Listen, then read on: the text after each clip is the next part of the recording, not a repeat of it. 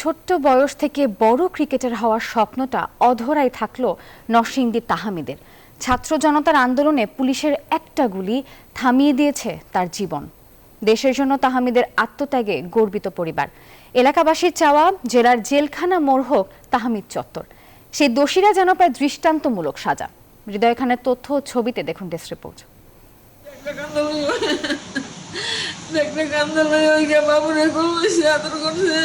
এই হাহাকার বুকের ধন আদরের নাতি হারানোর, এই কান্না একটি স্বপ্নের অপমৃত্যুর।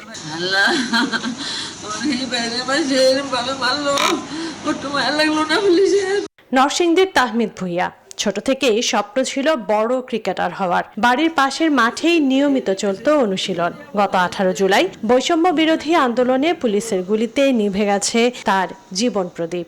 বাইরে যখন গেছি কতটি বলে আমার দিতে তোমরা দেশ আমার তাও নিজে কই আবার দেখছি না আমার নাতিন রেলওয়ে আইয়া উঠছে মালক।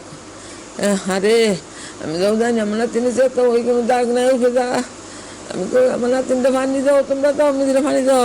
নাসিমা কাদির মোল্লা হাই স্কুল অ্যান্ড হোমসের 9ম শ্রেণীর ছাত্র তাহমিদ ছিল 3 ভাই বোনের মধ্যে বড়। ভাইকে সারাক্ষণ খুঁজে ফেলে অবুঝ বোনটিও। সে তো শহীদ হবে আমরা আশা করি। এমন সে নাবালিক ছোট ছেলে, একদম নিষ্পাপ। অন্যায়ের প্রতিবাদ করা মানে কিটা অন্যায়? এই জন্য তাদেরকে এইভাবে পাখির মতো গুলি করে হত্যা করবো? এ ঘটনায় জড়িতদের চিহ্নিত করে বিচারের আওতায় আনার দাবি স্বজনদের। এনজিওর কিস্তি প্রথমবার বিকাশ পেমেন্ট করলেই 20 টাকা ইনস্ট্যান্ট ক্যাশব্যাক। এটা সঠিক তদন্ত করে সঠিক বিচার হওয়া উচিত।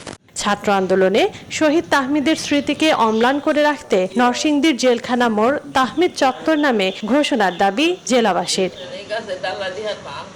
Desk report, news 24।